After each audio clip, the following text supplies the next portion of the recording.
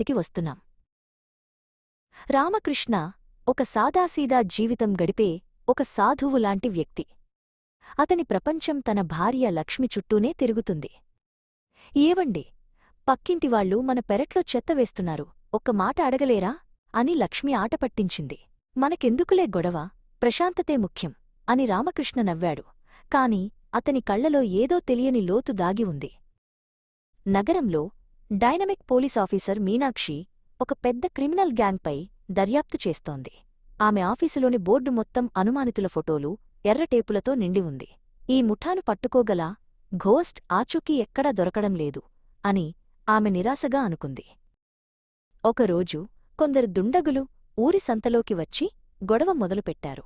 వాళ్లు లక్ష్మిని అడ్డగించి ఆమెతో అమర్యాదగా ప్రవర్తించసాగారు. లక్ష్మి భయంతో వాళ్లను ఎదిరించడానికి ప్రయత్నించింది. దూరం నుండి ఇది గమనించిన రామకృష్ణ కళ్లలో మెరుపు మెరిసింది. క్షణాల్లో జనాల మధ్య నుండి మెరుపులా దూసుకెళ్లి ఎవరికీ కనిపించకుండా ఆ దుండగులను మట్టికరిపించాడు. లక్ష్మి కళ్ళు తెరిచి చూసేసరికి వాళ్లు కిందపడి ఉన్నారు. రామకృష్ణ ఏమీ తెలియనట్టు తన దగ్గరికి వస్తున్నాడు. దర్యాప్తులో భాగంగా మీనాక్షి ఆ ఊరికి వచ్చింది. అక్కడ రామకృష్ణను చూసి ఆమె నిర్ఘాంతపోయింది. సార్, మీరిక్కడున్నారా అని ఆశ్చర్యంగా అడిగింది. వాళ్ళిద్దరినీ చూసిన లక్ష్మికి అనుమానం మొదలైంది. ఈ అమ్మాయి ఎవరు, మీకు ఎలా తెలుసు అని లక్ష్మీ ఇంట్లో రామకృష్ణను నిలదీసింది. ఆమె నా దూరపు బంధువు అని రామకృష్ణ కవర్ చేయడానికి ప్రయత్నించాడు. కాని లక్ష్మి అతనిని నమ్మలేదు. ఇంటి వెనుక రామకృష్ణ మీనాక్షిని కలిశాడు.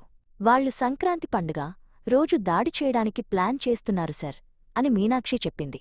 జాగ్రత్త, నా భార్యకు ఏమీ తెలియకూడదు అని రామకృష్ణ హెచ్చరించాడు. సంక్రాంతి రోజు రానే వచ్చింది.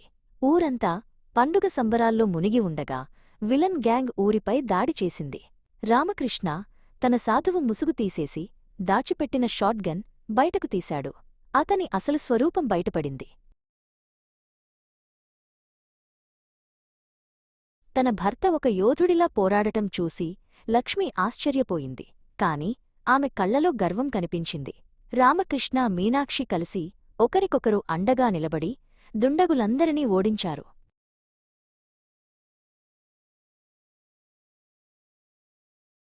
గొడవ సద్దుమణిగింది. రామకృష్ణ తుపాకీని పక్కనపెట్టి తిరిగి మామూలు మనిషిలా తన భార్య దగ్గరికి వెళ్లాడు. ఇద్దరూ కలిసి భోగిమంటల ముందు నిలబడ్డారు. పండుగకి చుట్టాలొస్తారు, కాని నేను వస్తే శత్రువులకు అంతిమయాత్రే అన్నాడు రామకృష్ణ లక్ష్మి చేపట్టుకుని.